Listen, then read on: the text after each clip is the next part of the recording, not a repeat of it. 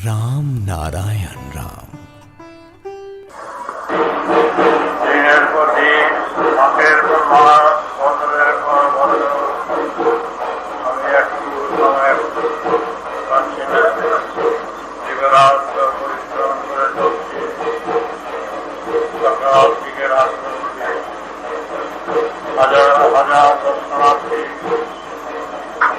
তাদের বিজ্ঞান দর্শন তাদের সুখ দুঃখের সাথে জড়িয়ে যতটা পারি তাদের সাথে মিশে পারি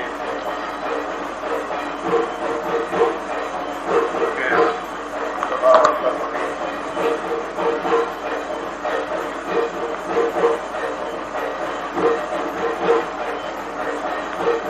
কিন্তু এখন মাঝে মাঝে আমি ভাষণ দিচ্ছি, সবাই সবসময় সব ভাষণ শোনার পক্ষে সুযোগ সুবিধা হয়ে উঠছে না। শরীর সুস্থ যাচ্ছে না, সময়ও চলে যাচ্ছে, দিন ক্ষণ সবই চলে যাচ্ছে, প্রত্যেকেই চলে যাচ্ছে। আমার বেলায় তো নয়, সবার বেলায়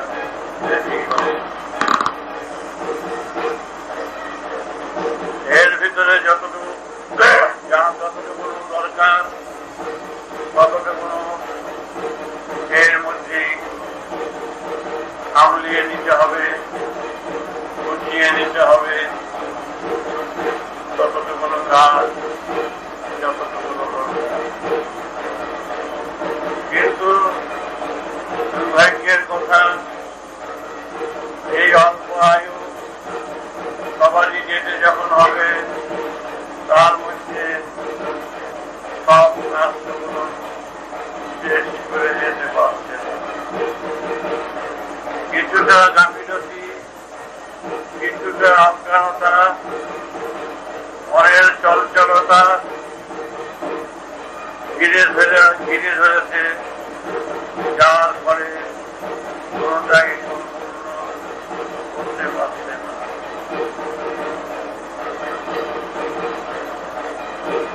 আমি চাই যাতে কাজটা সম্পূর্ণ করতে পারো, যে কঠিন এই সংসারে বেঁচে থাকো, বেঁচে থেকে চলে যাওয়ার সম্বন্ধগুলো যা দরকার সেটুকু তো দেওয়ার প্রয়োজন। কোথায়? ওটাই তো হচ্ছে না ঠিক।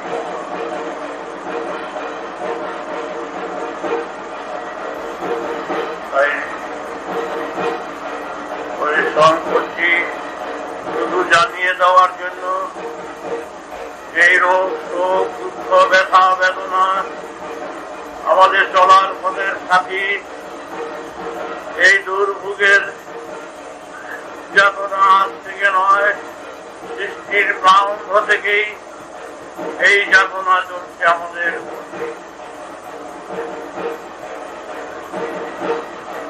কিন্তু তোমরা নিজেরা যদি এইটুকু নিয়ে লাগাও, এইটুকু যদি হওয়ার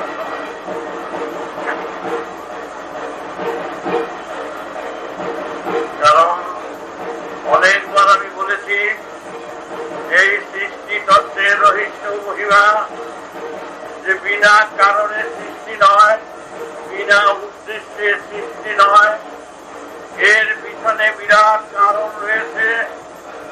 যেই কারণের মূল উদ্দেশ্য আমরা খুঁজে বার করতে পারছি না, কেউ খুঁজে পাচ্ছে না। তাই আজ এই বিভ্রান্ত অবস্থায় সবাই ঘুরছে। এবং আগেও বলেছি যে খুঁজে পাচ্ছে না, এই কথাটা বলা ভুল। প্রতি মুহূর্তে আমাদের খোঁজ দিয়ে যাচ্ছে, জানিয়ে দিয়ে যাচ্ছে, বুঝিয়ে দিয়ে যাচ্ছে। স্বয়ং প্রকৃতি এতটুকু ফাঁকি দিয়ে যাচ্ছে না, ফাঁকে রেখে যাচ্ছে না। আমাদের বুঝের দিক থেকে আমরা ঠিকই বুঝে নিচ্ছি, জেনে নিচ্ছি সেই আসলকার কথা, আদি কথা, কিন্তু কেন তবু বারবার বলছি বুঝতে পারছি না, জানতে পারছি না। এই কথাটা কেন পুনরুক্তি করছি সেটা জানাও, কেন করছি সেটা চিন্তা করো। ধীরতি মানতি জানি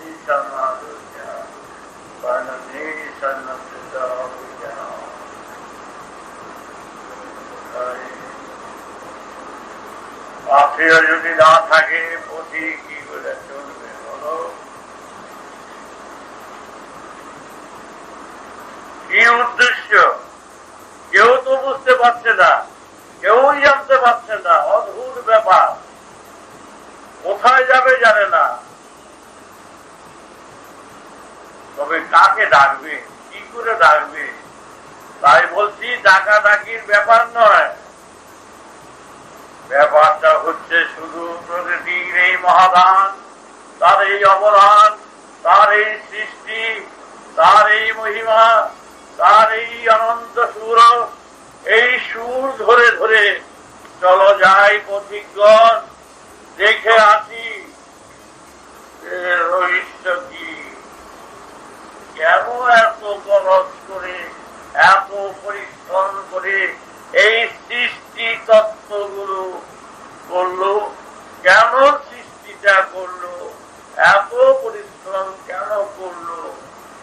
সে তা তো সহজ করে সবাইকে জানিয়ে দিতে পারলো না, জানিয়ে দিল না। প্রকৃতি বলছেন, প্রকৃতি খারাপ, প্রকৃতি বলছেন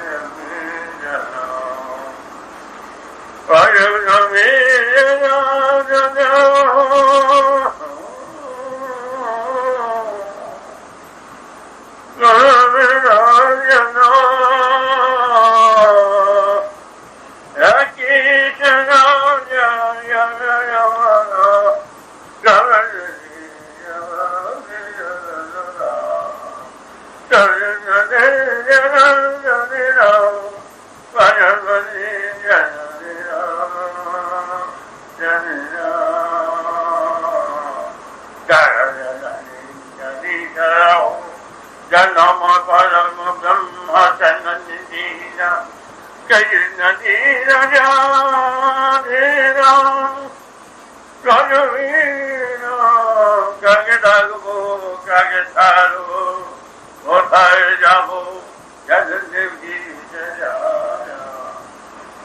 এই যে সমস্যা, তবে বহুবার বলেছি, তবু আমরা এইভাবে বসে থাকতে চাই না। সময় নষ্ট হয়ে যাচ্ছে, কি করবো বলো?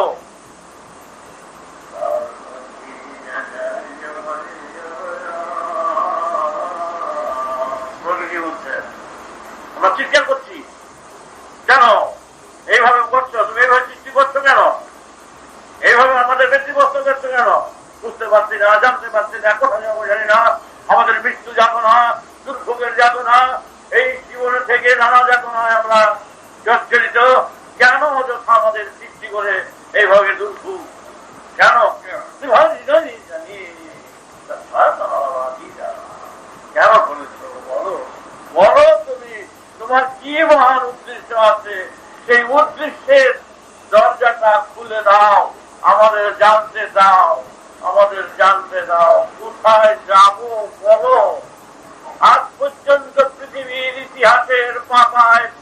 পাওয়া গেল না। ধারণার পথে চলছে সবাই, কল্পনার পথে চলছে। বলো, প্রকৃতির কাছে এই নিবেদন করছি, এই প্রার্থনা করছি মহাকাশের কাছে। তোমার চোখ আছে কিনা জানি না, নাক আছে কিনা জানি না, কান আছে কিনা জানি না, মাথা আছে কিনা তাও জানি না, কিন্তু আছে কিনা তাও জানি না। কিন্তু তো আত্ম তো বুঝতে পারছি তোমার সৃষ্টির ভিতর দিয়ে বেশ বোঝা যায় একটা আত্ম কিছু আছে, একটা জীবন্ত কিছু আছে, জীবন্ত চৈতন্য আছে, যার ইঙ্গিতে এই আনন্দ বিশ্বের সৃষ্টির ধারা চলছে। তা না হলে কেমন করে হলো এই অপরূপ রূপ আপনা আপনি? কেমন করে হলো বলো দেখি। প্রকৃতিকে বলছে আমরা চান করছি, আমাদের এই পানিশমেন্ট, এই সাজা কেন দিতে আরম্ভ করলো? আমরা সুখ চাই না এখানকার, আমরা এখানে ভোগ চাই না। আমাদের এই জ্বালার মাঝে, জ্বলন্ত অগ্নির মাঝে কেন রেখে আমাদের নির্যাতনের পর নির্যাতন চালিয়ে যাচ্ছে দিনের পর দিন, বছরের পর বছর? এই কৈফিয়ত কে দেবে? তাই কি তুমি আড়াল দিয়ে আমাদের এইভাবে জ্বালার মাঝে রেখে তুমি আড়াল থেকে তুমি দেখছো? কোন আজকের কি শত্রুতা তোমার সাথে সাথে করেছি? আমাদের জবাব দাও। আমরা তোমার সাথে শত্রুতা করতে যাইনি। তোমরা অযথা কেন আমাদের এই অসম্ভব অশান্তির মধ্যে ফেলে দিয়েছ? এইটা হলো আমাদের চিৎকারের কথা। অরণ্যের উদয়, শূন্যের উদয়, ফাঁকা জায়গায় কান্না, চিৎকার, সম্বোধন তুমি যেই হোক, কে আছে খুঁজে পাওয়া যাচ্ছে না।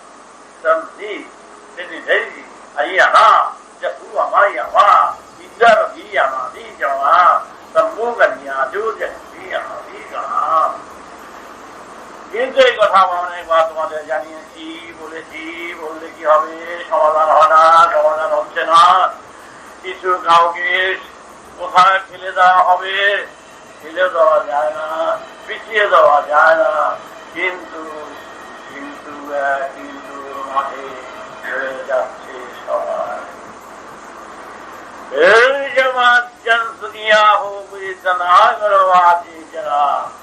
আমরা কিন্তু মাঝে থাকবো না, আমরা দুলায়মান অবস্থায় থাকবো না, আমরা তুলতে রাজি নয়, সমস্যায় আমরা তুলব না, আমরা চাই সমাধান। কিভাবে সমাধান? শান্তি বেটা সৃষ্টি করলো, কিন্তু হয়ে থাকে বেটা, বেটা ভুল নাই। যেই সৃষ্টি করে থাকো, যেই সৃষ্টি করে তার ভুল নাই। এই কি রে বাবা, এমন ভুল ব্যাপার? তবে আমাদের বিচারে ভুল, আমাদের চিন্তায় ভুল, আমাদের অঙ্কে ভুল। এবার দেখি অঙ্ক করছে কোথায় আমাদের ভুল।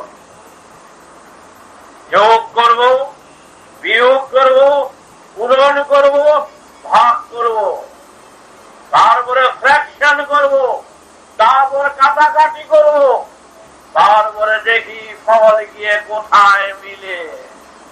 নিশ্চয়ই ফল বার করতে পারবো, তারপরে খুঁজে পাবো উদ্দেশ্য। যেই হোক, উদ্দেশ্য পেয়ে গেলে ব্যক্তির আর খোঁজের প্রয়োজনীয়তা নাই। যে ব্যক্তি সৃষ্টি করুক, যেই সৃষ্টি করুক, তার সাথে আমার কোন সম্পর্কের প্রয়োজনীয়তা নয়। উদ্দেশ্যের পথ যদি খুঁজে পাওয়া যায়, সেই পথের পথিক হয়ে অজস্র অজস্র অগণিত সব সন্তানেরা সব স্রোতের মতন চলতে শুরু করবে। তবেই তো আমরা খোঁজ পাবো সেই সুর। সে সুর তখন খোঁজ পাবো নিশ্চয়ই। এখন আরো উদ্দেশ্য করবো অন্ধের মতন চোখ বেঁধে ঘোরা চলবে না। চোখ খুলে চলো, কোথায় যাও, কোথায় যাব দেখি। খুঁজতে আরম্ভ করলাম, অন্তকষ্টে আরম্ভ করলাম, যোগাযোগের যুগ শুরু করলাম, বিয়োগ শুরু করলাম, পূরণ আরম্ভ করলাম, ভাগের পর ভাগ দিতে আরম্ভ করলাম। কাটাকাটি আরম্ভ করলাম, গিয়ে দেখি এই অপুরন্ত সৃষ্টির ভিতর দিয়েই প্রকৃতি জানিয়ে দিয়ে যাচ্ছেন তার নিজস্ব বক্তব্য। আরে বাবা, তার বক্তব্যটাও জানিয়ে দিচ্ছেন এই সৃষ্টির রহস্যের ভিতর দিয়ে। এটা খোঁচা দিলেই পার হয়। এ কোটে কি গানটা দেখা যায়? পিনের খোঁচা দিলেই গানটা বার হয়। আমরা মনের পিনের খোঁচা দিয়ে এই অপূর্ব সৃষ্টি তত্ত্বের রহস্যের ভিতরে আমরা পিন ঢুকিয়ে দিয়ে আমরা স্প্রিংটাকে ভালো করে কষে দেব। আপনি সেই স্প্রিং থেকে সুর বের হচ্ছে, সেই সুরেই বুঝে নিতে চেষ্টা করছি। বুঝে নিতে অসুবিধা নেই, আমরা কোথায় যাব, কেন এসেছি, কি প্রয়োজন, সবটার মীমাংসার নীতি, সমস্ত বিষয় বস্তুতে, বস্তুর অস্তিত্বে সম্পূর্ণভাবে গাঁথা বাঁধা সাধা। এবং সাধার যন্ত্রটা যদি ঠিক মতন যদি সাধনা করা যায়, তখনই সাধার যন্ত্রের তারগুলো সেইভাবে ধ্বনিত হয়, ঝঙ্কারিত হয়, বহু সুন্দর ভাবে ঝঙ্কার হয়, বেজে উঠে। তাহলে বুঝতে তো কোনো অসুবিধে নেই। অত চিৎকার করতে যাচ্ছি কেন? তাই বস্তুর বস্তুত্ব খুঁজো, বস্তুর বস্তুত্ব থেকেই খুঁজে পাবো সেই অস্তিত্বের কথা, আসল কথা। এবং সেই কথাই অঙ্কে করতে করতে, অঙ্ক করতে করতে সব কিছু সমাধান হয়ে যাচ্ছে। সেই সমাধানের কথা আজ সবার দ্বারে দ্বারে সবার কাছে তুলে ধরার চেষ্টা করছি। যে পথিক, ভুল করো না, ভুল বুঝো না, বিভ্রান্ত হও না। অদ্ভুত পথের সন্ধান পেয়েছি, অদ্ভুত দেশের কথা, অদ্ভুত স্থানের কথা। এই সৃষ্টি তার দৃষ্টান্ত প্রত্যক্ষ প্রমাণ। এই জীবন্ত দৃষ্টান্ত প্রমাণের মাধ্যমে আমরা এই জীবন্তের সুর নিয়ে অনন্ত সুরের মাঝে কিভাবে পৌঁছতে হয় তার সাধ্য সাধনার এই বিনা যন্ত্রে, এই দেহ বিনা যন্ত্রটি যদি ঠিক মতন বাজিয়ে যাওয়া হয়, সেই সুরে সুরধ্বনি তখন আপনি জেগে উঠবে, বেজে উঠবে, জানিয়ে দেবে কোন সুরের সুরধ্বনি জাগলে সেই সুরকে পাওয়া যায়। আপনি জানিয়ে দেওয়া হবে। এর জন্য কোন ভাববার মতন কোন কারণ থাকবে না।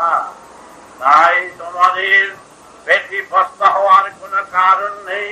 এই চন্দ্র, সূর্য, গ্রহ, নক্ষত্র সাক্ষী রয়ে গেল। এই আকাশ, বাতাস, জল, মাটি